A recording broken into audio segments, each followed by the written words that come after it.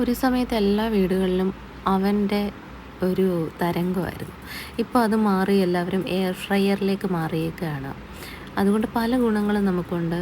നമുക്ക് എണ്ണയില്ലാതെ സാധനങ്ങൾ ഫ്രൈ ചെയ്തെടുക്കാം എന്നുള്ളതാണ് മെയിനായിട്ടുള്ളത്. കഴിഞ്ഞ ഒരു വീഡിയോ ഞാൻ ചെയ്തിരുന്നു എങ്ങനെ കപ്പലണ്ടി അതിനകത്ത് വറുത്തെടുക്കാം എന്നുള്ളത്. നമ്മൾ ഈ കടകളിൽ നിന്ന് വാങ്ങിക്കുന്ന പച്ചക്കപ്പലണ്ടി നമുക്ക് ഈസി ആയിട്ട് അതിൽ ഫ്രൈ ചെയ്തെടുക്കാം. അതുപോലെ നെക്സ്റ്റ് ഐറ്റം ഞാൻ പരീക്ഷിച്ചത് ചിക്കനകത്താണ്, എങ്ങനെ ചിക്കൻ ഫ്രൈ ചെയ്തെടുക്കാം എന്നുള്ളത്. അപ്പം ഇവിടെ ഒരു സിമ്പിൾ മാരിനേഷനാണ് ഞാൻ ചെയ്തിരിക്കുന്നത്. വേണമെങ്കിൽ ഇതിനകത്ത് ഇഞ്ചിയും വെളുത്തുള്ളി പേസ്റ്റ് അരച്ച് ചേർക്കാം, സവാള ഫ്രൈ ആക്കി അതിൻ്റെ ഒരു പേസ്റ്റാക്കി, ടൊമാറ്റോ പേസ്റ്റോ എന്ത് വേണമെങ്കിലും നിങ്ങൾക്ക് എൻ്റെ കൂടെ ചേർക്കാം. പക്ഷേ ഞാനിവിടെ സിമ്പിളായിട്ടുള്ളൊരു മാരിനേഷനാണ് ചെയ്തിരിക്കുന്നത്. അതായത് മഞ്ഞൾപ്പൊടി, ഉപ്പ്, മുളക് പൊടി, കുരുമുളക് പൊടി, ഗരം മസാല, നാരങ്ങ നീര്, ഇത്രയും സാധനങ്ങൾ മതി. ആദ്യമേ തന്നെ ഇത് ഞാൻ നന്നായിട്ട് നമ്മൾ മീനൊക്കെ ഫ്രൈ ചെയ്യാൻ നേരം വരയുന്ന പോലെ നന്നായിട്ട് വരഞ്ഞു കൊടുത്തിട്ടുണ്ട്. കാരണം ഇതിൻ്റെ അകത്തും എല്ലാം ഈ മസാല പിടിക്കാൻ വേണ്ടിയാണ്. അപ്പം അതിന് ശേഷം ഞാൻ ഇതിനകത്ത് ഈ പൊടികൾ ഇത്രയും ചേർക്കുന്നുണ്ട്. എന്നിട്ട് കൈ വെച്ച് നന്നായിട്ട് തിരുമ്മി പിടിപ്പിക്കും. ഇത് ഏകദേശം ഒരു അരമണിക്കൂർ 1 മണിക്കൂറോളം ഞാനിത് എന്നിട്ട് റെസ്റ്റ് ചെയ്യാൻ വെച്ചു. അപ്പോൾ നന്നായിട്ട് ഇതിനകത്തെല്ലാം പിടിച്ചിരിക്കും. നിങ്ങളുടെ കയ്യിലിപ്പം നാരങ്ങ നീരില്ല എന്നുണ്ടെങ്കിൽ നിങ്ങൾക്ക് അതിന് പകരം വിനാഗിരി യൂസ് ചെയ്യാം. സ്വല്പം വിനാഗിരി ഒഴിച്ചിട്ട് ഇത് മാരിനേറ്റ് ചെയ്യുന്ന സമയത്ത് വെക്കാം. ചിലർക്ക് തൈരിൻ്റെ പുളിയുടെ ടേസ്റ്റ് ഇഷ്ടമുള്ളവർക്ക് അതും വേണമെങ്കിൽ ചെയ്യാം. അപ്പം ഏത് ടേസ്റ്റാണോ നിങ്ങൾക്ക് താല്പര്യം അത് ഉപയോഗിച്ച് മാരിനേറ്റ് ചെയ്യാം. ഇതിപ്പം ഇച്ചിരി നല്ല വലിയ പീസാണ് ഞാൻ എടുത്തേക്കുന്നത്, 2 ലെഗ് പീസ് തന്നെയാണ്. അപ്പം അത് വലുതായതുകൊണ്ട് തന്നെ ഞാനിത് വരഞ്ഞു കൊടുത്തേക്കുന്നത് അതുകൊണ്ട് തന്നെയാണ്. പിന്നെ നിങ്ങൾ എയർ ഫ്രയർ യൂസ് ചെയ്യുമ്പോൾ നിങ്ങൾ ആദ്യമേ കുറച്ച് ദിവസം അത് യൂസ് ചെയ്ത് അതിനെന്തെല്ലാം പോരായ്മകളുണ്ടെന്ന് നിങ്ങൾ മനസ്സിലാക്കണം.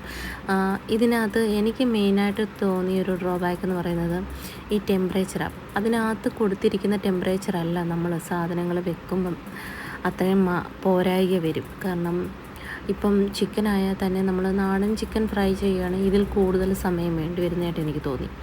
അപ്പം നിങ്ങളുടെ എയർ ഫ്രയറിൻ്റെ ടെമ്പറേച്ചർ നിങ്ങൾ അഡ്ജസ്റ്റ് ചെയ്ത് നിങ്ങൾ അതിനകത്ത് പല പ്രാവശ്യം ഉണ്ടാക്കി നോക്കുക. എന്നതിന് ശേഷം നമുക്ക് ഫിക്സഡ് ആയിട്ടൊരു ടെമ്പറേച്ചർ നമുക്ക് പറയാം. ഇനിയിപ്പം എൻ്റെ അതിനകത്ത് 180 ഡിഗ്രീസിൽ 20 മിനിറ്റ്സാണ് വെക്കുന്നത്. എനിക്ക് സപ്പോർട്ടായിട്ട് അന്നയുണ്ട് കൂടെ. അന്നയ്ക്ക് ഏറ്റവും ഇഷ്ടമുള്ളൊരു സാധനമാണ് ചിക്കൻ ഫ്രൈ. അപ്പം എപ്പോൾ അവൾ ചിക്കൻ വാങ്ങിച്ചാലും പറയും ഫ്രൈ ചെയ്യാമെന്ന്. അപ്പം കൂടുതലും ഇപ്പം ഞാൻ ഇങ്ങനെയാണ്. നേരത്തെ എണ്ണയിലിട്ട് നന്നായിട്ട് ഡീപ്പ് ഫ്രൈ ആയിരുന്നു ചെയ്യുന്നത്. ഇപ്പോൾ ഇങ്ങനെ എയർ ഫ്രയറിനകത്ത് വെച്ച് ഫ്രൈ ചെയ്യുന്നതാണ് അവർക്കും ഇഷ്ടം. നമ്മുടെ ട്രേയിൽ നമുക്കറിയാം ഇതിനകത്തൊരു ഹോളുണ്ടെന്ന്. അപ്പോൾ അതുകൊണ്ട് തന്നെ ഇത് ക്ലീൻ ചെയ്യാനുള്ള ബുദ്ധിമുട്ടൊക്കെ കാരണം ഞാനൊരു ബട്ടർ പേപ്പർ, അതായത് നമ്മൾ കേക്കൊക്കെ ബേക്ക് ചെയ്യുമ്പോൾ ഉപയോഗിക്കുന്ന ബട്ടർ പേപ്പർ അതിനകത്ത് യൂസ് ചെയ്തേക്കുന്നത്. അതുപോലെ തന്നെ ബട്ടർ പേപ്പർ യൂസ് ചെയ്യുന്നതുകൊണ്ട് എനിക്കൊരു ഗുണം തോന്നിയെന്ന് വെച്ച് കഴിഞ്ഞാൽ ഈ ഐറ്റംസ് പെട്ടെന്ന് ഡ്രൈ ആവില്ല, നല്ലൊരു ജ്യൂസി ആയിട്ടിരിക്കും. ഇതിൻ്റെ ഈ സോഫ്റ്റ്നെസ്സും അതുപോലെ തന്നെ നിൽക്കും. തന്നെ ഇതെല്ലാം പറക്കി വെക്കുന്നത് എനിക്ക് ഭയങ്കര ഇഷ്ടം ഇതിനകത്ത് ഇങ്ങനെ ചെയ്യാൻ. ഞാനിവിടെ എണ്ണയൊന്നും യൂസ് ചെയ്യുന്നില്ല. കാരണം ഓൾറെഡി ഞാൻ പറഞ്ഞതുപോലെ തന്നെ ലെസ് ഓയിലാണല്ലോ നമ്മളിപ്പോൾ എല്ലാവരും യൂസ് ചെയ്യുന്നത്. അപ്പം അങ്ങനെ തന്നെ ചെയ്യാമെന്ന് വിചാരിച്ചു. വേണമെങ്കിൽ ഇച്ചിരി ബട്ടർ നിങ്ങൾക്ക് തേച്ച് കൊടുക്കാമേ, കുട്ടികൾക്കായതുകൊണ്ട്. ഞാനിവിടെ അതും ചെയ്തില്ല, എൻ്റെ ബട്ടർ ഇല്ലായിരുന്നു. അപ്പം ഇത് ഞാൻ ഒരു 10 മിനിറ്റ് പ്രീ ഹീറ്റ് ചെയ്ത അവനാണേ, എയർ ഫ്രയറാണേ. എപ്പോഴും അവൻ നമ്മൾ ഡെയിലി യൂസ് ചെയ്യുന്ന വാക്കതായതുകൊണ്ട് നമ്മൾ പെട്ടെന്ന് അതാ വായിൽ വരുന്നത്.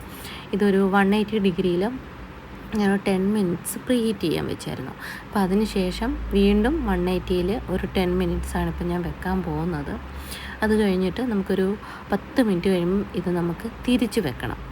ആവശ്യം നന്നായിട്ട് ഫ്രൈ ആയിട്ടുണ്ടെങ്കിൽ അത് തിരിച്ച് വെക്കണം. അതിൻ്റെ വീഡിയോ ഞാൻ പെട്ടെന്ന്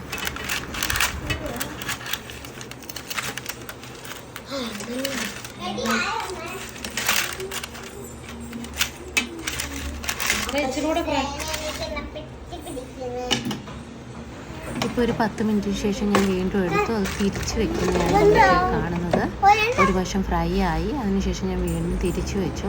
ഇപ്പം നിങ്ങൾ എപ്പോൾ ഇതിനകത്ത് യൂസ് ചെയ്താലും ഒരു ഫോഴ്സെപ്സ് പോലെ എന്തെങ്കിലും പിടിക്കാനുള്ള ഒരു സാധനം വെച്ച് ഇത് പിടിക്കാവുള്ളൂ. കാരണം നമ്മുടെ കൈ പെട്ടെന്ന് ഇത് പൊള്ളാൻ സാധ്യതയുണ്ട്. നമുക്ക് കാണാം, നന്നായിട്ട് നമുക്ക് കാണാം. ഫ്രൈ ആയി വന്നിട്ടുണ്ട്. അത് വീണ്ടും 10 മിനിറ്റ് വെച്ചതിന് ശേഷമാണ് ഫ്രൈ ആയി വന്നത്. ഇത് നമുക്കിനി ഒരു സെർവിങ് ബൗളിലേക്ക് മാറ്റാം.